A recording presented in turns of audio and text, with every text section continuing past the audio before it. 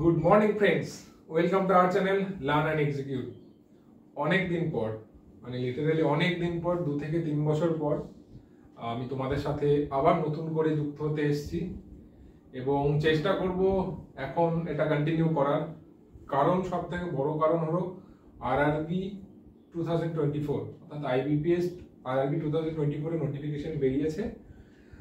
যে নোটিফিকেশনে তোমাদের ভ্যাকেন্সি এবার এসছে ৯,৯৯৫ টোটাল ভ্যাকেন্সি। তার মধ্যে অফিস অ্যাসিস্ট্যান্ট মাল্টিপারপাস তার ভ্যাকেন্সি আছে ৫,৫৮৫ এবং পিও আছে ৩,৪৯৯। এটা হচ্ছে ওভারঅল ভ্যাকেন্সি প্যান ইন্ডিয়া বেসে। তো তার আগে আমি জাস্ট একটু ইন্ট্রোডাকশন দিয়ে দিই। Welcome to our channel learn and execute. তোমরা যারা অলরেডি এখান থেকে উপকৃত হয়েছো, যারা মানে আমাকে ইমেল করেছো, ফোন করেছো, পার্সোনালি দেখা করেছো, তাদেরকে থ্যাংক ইউ। এবং স্পেশালি তাদেরকে থ্যাংক ইউ যারা আমাকে বুস্ট আপ করেছো এই চ্যানেলটাকে আমার নতুন করে যাতে আমি স্টার্ট দিতে পারি, অর্থাৎ রিস্টার্ট করতে পারি। ঠিক আছে, আমি তোমাদের কথা শুনে আমি আবার নতুন করে রিস্টার্ট করছি।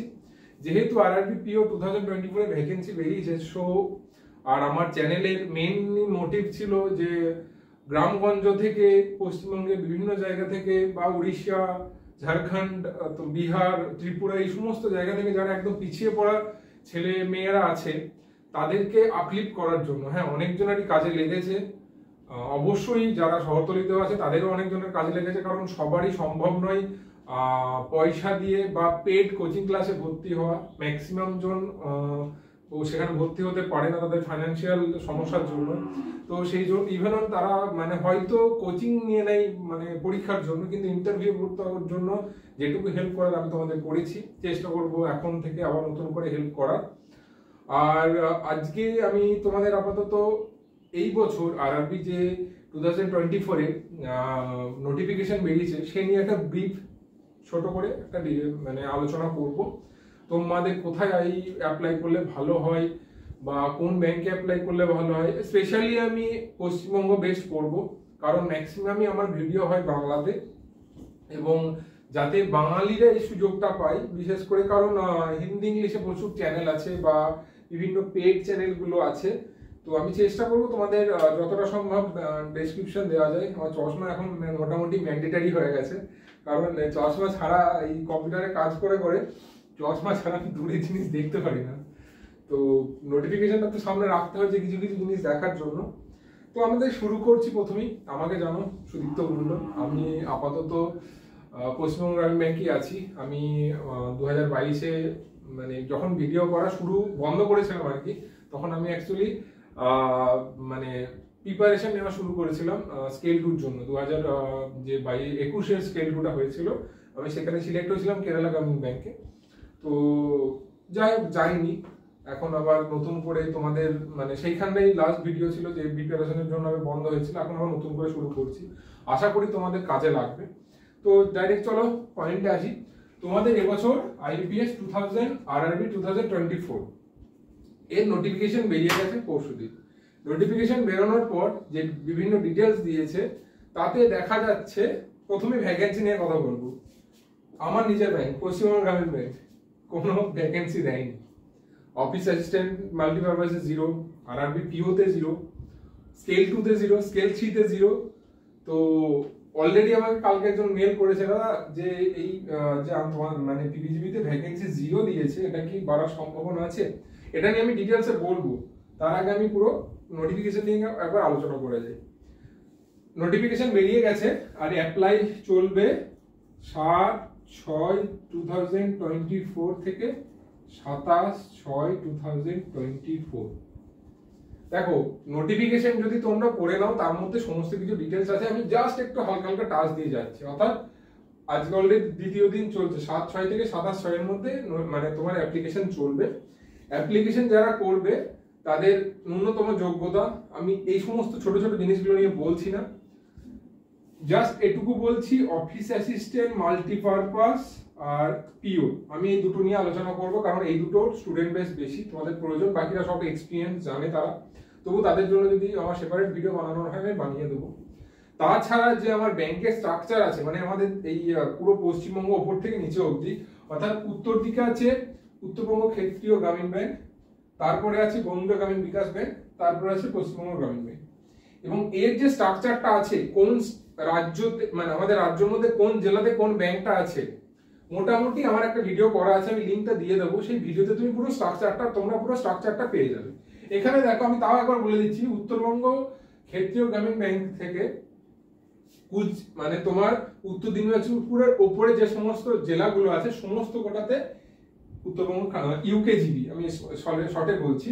এবং তারপর 5টা জেলা নিচে, 2 বর্ধমান অর্থাৎ পূর্ব বর্ধমান, পশ্চিম বর্ধমান, তোমার বীরভূম, হাওড়া, হুগলি, এই 5টা নিয়ে পশ্চিমবঙ্গ গ্রামীণ ব্যাংক। এবং উত্তর দিনাজপুর থেকে বাকি দক্ষিণ অব্দি যত কোটা জেলা আছে সে কোটাতে বঙ্গীয় গ্রামীণ বিকাশ ব্যাংক। শুধু জাস্ট এটুকু টাচ করে গেলাম, বাকি ভিডিও ডিটেলস তোমরা পুরো পেয়ে যাবে। আচ্ছা, এটা গেল। দ্বিতীয় হচ্ছে, আমি এবার ভ্যাকেন্সির কথায় আসি। ভ্যাকেন্সি তার আগে আমি তোমার ফিজের কথায় আসি। এসটি, এসসি, পিডব্লিউডি এদের জন্য তোমার ফিজ হচ্ছে 175 টাকা, বোথ ওএএম মানে অফিস অ্যাসিস্ট্যান্ট মাল্টিপারপাস এবং পিওর জন্য, বা এটাকে আমরা ক্লারিক্যাল বলেও জানি। বাট এখনকার দিনে যা কাজের মানে স্ট্রাকচার হয়েছে, তো মানে ক্লারিক্যাল আর সেই জায়গায় সীমাবদ্ধ নেই, এখন ওনারা অনেক কাজের সঙ্গে যুক্ত, সেই জন্য পোস্টার নাম অফিস অ্যাসিস্ট্যান্ট মাল্টিপারপাস। আচ্ছা, তাদের এসসি, এসটি আর পিডব্লিউডি ক্যান্ডিডেট জন্য ফিজ 175 টাকা, এবং আদার্স সমস্ত কিছু অর্থাৎ জেনারেল, ওবিসি বা যা আছে সবারই জন্য ফিজ 850 টাকা। এই ফিজটা জাস্ট তোমাদের বলে দেওয়ার জন্য। তো প্রিপারেশন খুব ভালো করে নিতে হবে, প্রিপারেশনের জন্য আমি পরে স্ট্র্যাটেজিতে আসছি। আচ্ছা, এবার আমি ভ্যাকেন্সিতে আসছি। ভ্যাকেন্সি হচ্ছে উত্তরবঙ্গের ক্ষেত্রে আমার আগে প্রথমে বলি টোটাল ভ্যাকেন্সি। টোটাল ভ্যাকেন্সি পশ্চিমবঙ্গে দিয়েছে তোমার 414। টোটাল ভ্যাকেন্সি পশ্চিমবঙ্গে 414, 3টে ব্যাংক মিলে। তার মধ্যে অফিস অ্যাসিস্ট্যান্ট মাল্টিপারপাস হচ্ছে তোমার 155, আর পিও হচ্ছে 259। টোটাল ভ্যাকেন্সি পশ্চিমবঙ্গে এটা।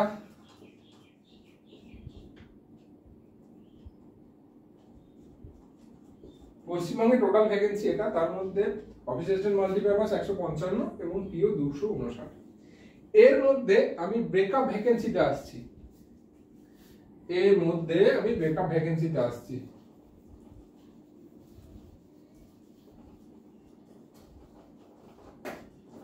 প্রথমেই সবারই যেটা ঝটকা লেগেছে, পিবিজিবি 0 বোথ।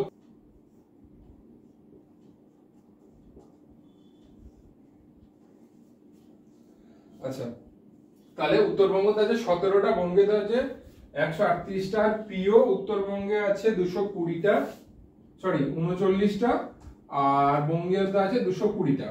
আমি জাস্ট এটুকু নিয়ে কথা বলছি। তাহলে টোটাল ভ্যাকেন্সি পিও 259টা, তার মধ্যে বঙ্গেতে 220টা, উত্তরবঙ্গতে 39টা। এবার তোমাদের যে কোশ্চেনটা ছিল সেই কোশ্চেনের উত্তরটা আমি দিই।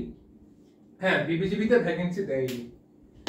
আগের বছর মনে করো কটা বিবিজি যারা চাকরি পেয়েছো বা যারা ইন্টারভিউ বোর্ড অব্দি গেছিলে ক্র্যাক করতে পারোনি, তো পিবিজিবিতে কটা ভ্যাকেন্সি দিয়েছিল? পিবিজিবিতে কিন্তু ভ্যাকেন্সি খুব কম ছিল।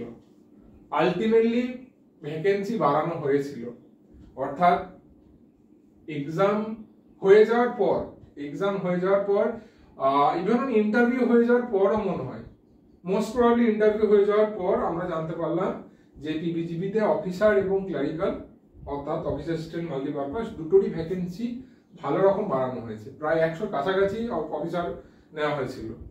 তো এবার আপ টু ইউ, তোমাদের প্রিপারেশন কি রকম আছে, তোমাদের প্রিপারেশনের উপর ডিপেন্ড করে তোমরা অ্যাপ্লাই করো। আর অবশ্যই আমি যে তোমাদের সেগ্রিগেশনটা দেখিয়েছি, অর্থাৎ কার বাড়ি কোথায় হলে কে কোনটা অ্যাপ্লাই করতে পারো। পিবিজিবি যাদের বর্ধমান, হুগলি, হাওড়া, বীরভূম বাড়ি, তোমরা করতে পারো পিবিজিবি ফার্স্ট চয়েস, তারপরে সেকেন্ড চয়েস বঙ্গী, উত্তরবঙ্গ থার্ড চয়েস, এভাবে করতে পারো। আর যারা উত্তরবঙ্গতে আছে তারা সবসময় ফার্স্ট চয়েস তোমাদের উত্তরবঙ্গ দেবে।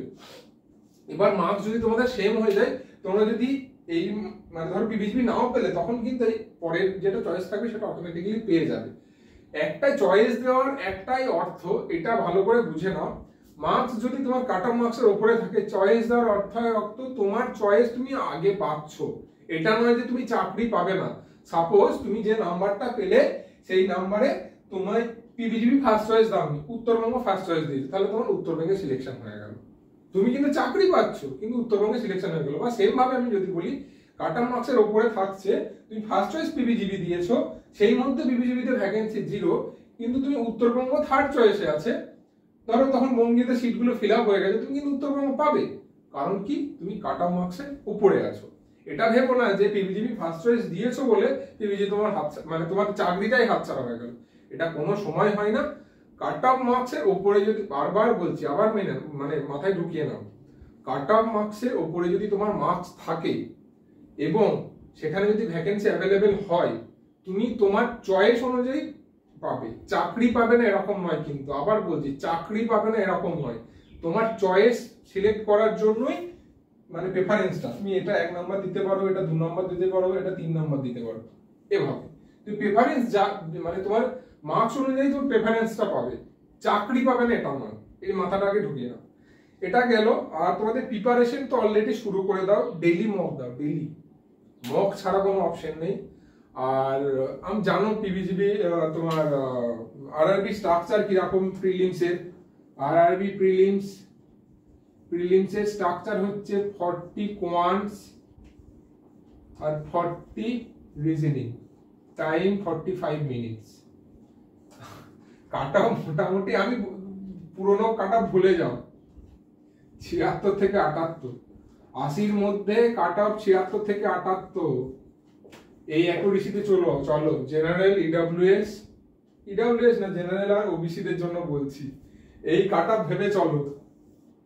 এবং এসসি এসটি দেরও এবার কিন্তু মানে কম্পিটিশন প্রচন্ড স্টাফ, বাকি সেক্টরের রিক্রুটমেন্ট অতটা হচ্ছে না, আর ব্যাংক 5 মাসের মধ্যে চাকরি দিয়ে দিচ্ছে। মানে তোমার জুনে নোটিফিকেশন বেরোলো, July, August, September, October, November, December, জানুয়ারিতে জয়েনিং, 7 মাসের মধ্যে রিক্রুটমেন্ট প্রসেস কমপ্লিট, জানুয়ারিতে জয়েনিং। তো আপাতত আমি প্রিলিমস নিয়ে বললাম, মেন্স নিয়ে পরে বলবো। প্রিলিমসে এইটুকুই, 40 রিজনিং, 45 মিনিট টাইম, অ্যাকুরেসি 100% মারতে হবে, 76 থেকে 78 কাট অফ মোটামুটি থাকবে।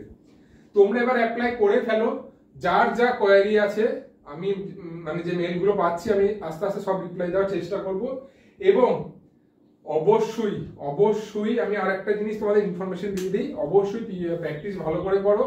আমি চেষ্টা করছি আরেকজন দাদাকে নিয়ে দুজনে মিলে কোয়ান্টস আর রিজনিং এর ক্লাস শুরু করার, এবং সেটা শুধুমাত্র ব্যাংকিং এর জন্য না, অন্য বিভিন্ন আমাদের গ্রাউন্ড স্তরে যারা বিভিন্ন ডিফেন্সের জন্য খাটছে, বা মানে তোমার বিভিন্ন পরীক্ষার জন্য খাটছে, পশ্চিমবঙ্গের পিএসসির জন্য খাটছে, বা ইভেন অন এসএসসি, সেন্ট্রাল এসএসসির জন্য খাটছে, বেসিক ক্লিয়ার করার জন্য আমরা ভাবছি কোয়ান্টস আর রিজনিংটা শুরু করব, যাতে মানে অ্যাটলিস্ট অন্তত কিছু ছেলের উপকার হয়, কিছু ছেলে মেয়ের উপকার হয়।